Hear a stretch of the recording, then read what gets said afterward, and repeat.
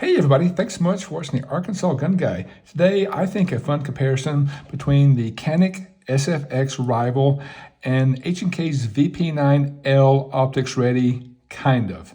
And I say kind of because this is my VP9 and it started life as a standard VP9 with a normal VP9 slide on here. But somewhere along the way I bought the long kit, the long slide kit that came with a longer slide, a 5-inch barrel, and it just mounted, or works on top of my standard VP9 grip here. A couple of differences between my homemade VP9L and the one you can buy online. Mine comes with suppressor height sights versus normal sights on the standard VP9L. Also, the VP9L only comes in black that I'm aware of, and it comes with a 21 round mag versus my standard 17 round mag. So those are the differences, but a friend of mine let me borrow his Canik, and before I gave it back, I did want to take a look at it side by side versus this VP9, because this is a gun that is fantastic as a regular size gun. When I take it to the range with this longer sight radius, it becomes just like an automatic bullet machine. I mean, just so machine that puts bullets all through the same hole. So I shoot it very accurately. And so the first time I shot my friend's Canik, I shot exactly the same way, not knowing if it's the ergonomics, the trigger, or the long sight radius, or all those things. I thought it was worth taking a look at these two side by side. Thank you again for stopping by. If you haven't, please consider subscribing. But really, I wanted to hear your feedback. I would love to hear what you think about the Canik Rival or the VP9, or if you have both, what do you like or dislike about one versus the other? I'm just going to do my quick download comparison of things I know, things I like about one versus the other, and vice versa. I'll start with price. H&K is more expensive. It always is.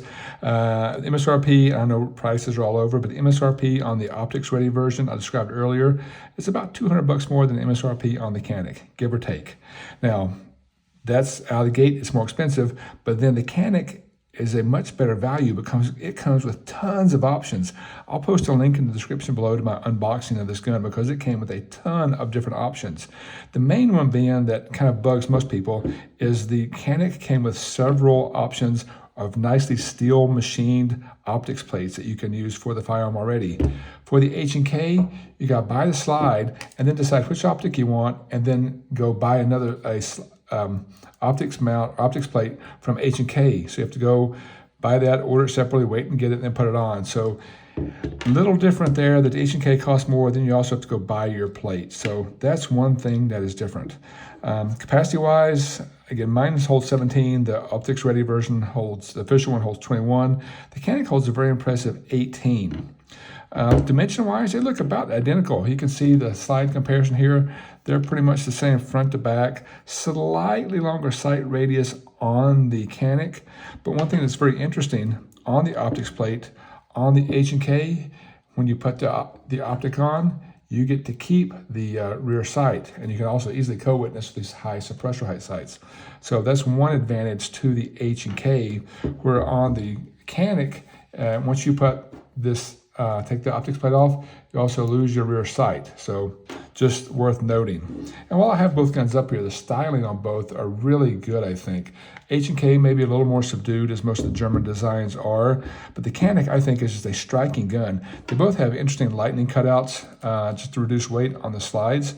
On the H&K, just both vents on both sides. On the Canik, you got cutouts under here for weight reduction, as well as sides, top, and sides. And again, just a wonderful design. And I know beauty is in the eye of the beholder, or everybody's taste is different, but I love the subdued look of the H&K. But man, I'm really just taken by the striking features of this Canik. I think the colors and the accents look really, really great together. So love both guns. Maybe it's a tie, it's a toss-up, but they both look fantastic. I think styling is phenomenal. Now, the Canik also feels really good in my hand. It does come with three back straps. This, I believe, is the medium. Comes with small and large as well. And it feels real good in my hand. And again, I shoot it incredibly well. But the VP9, much like his brother, the P30, is probably the most ergonomic gun I own, and it feels fantastic. This one does also come with 3 back straps, but it also comes with 3 different side panels for each side. So I think there's 27 different combinations of small, medium, or large side panels for each side and back straps, as well as these finger grooves. Ergonomics, I'll definitely give the edge to the H&K because it just feels better in my opinion. Another thing I just noticed before I forget is the fact that I thought maybe the H&K price, discrepancy could be offset by its limited lifetime warranty, because one thing about H&K that's awesome is it has a lifetime warranty. I checked Canik before I made this video. They also have a lifetime warranty. So both guns, if they have any issues, I think that they will probably take care of you. I've heard the H&K customer service, people have had bad experiences with them.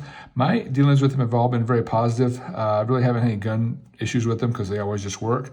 But that is one thing, both have lifetime limited warranties. So another good reason to buy one or both of these fantastic firearms. Again, I mentioned the Canik comes with a lot more stuff. As far as value goes, I think it may be one of the best values on the planet. Again, I'll link my prior video in the description below. The other big thing to look at is just the triggers in these. The Canik really surprised me. I'll start with the H&K though, which is a trigger that I've always loved, and this is just a standard HK trigger. Oh, also, I love the paddle release on the H&Ks. I'm just more used to that. But the Canik does have a very nice extended mag release there that is it's easy to actuate. But the trigger on the H&K is a good trigger. Didn't check the weight, but the reset is very tactile. You can definitely feel it. A little bit of take up, and it shoots. Fantastic trigger. But the Canik trigger, which is a flat-faced aluminum trigger, actually is even better. So drop this magazine out. So brakes at 90 degrees right here, a little bit of travel, and brake. Now check out this reset. That's it. So I definitely would give the advantage of the trigger to the Canik. That trigger is just sick. And I've always heard Canik triggers are awesome, and this gun definitely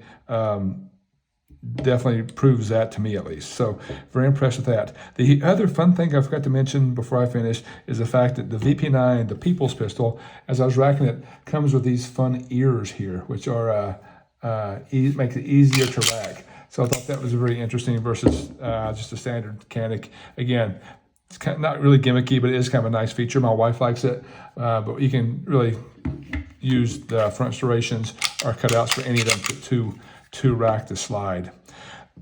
Last thing I forgot to mention, and this may not be apples to apples because my VP9 long does come with different sights than the standard one.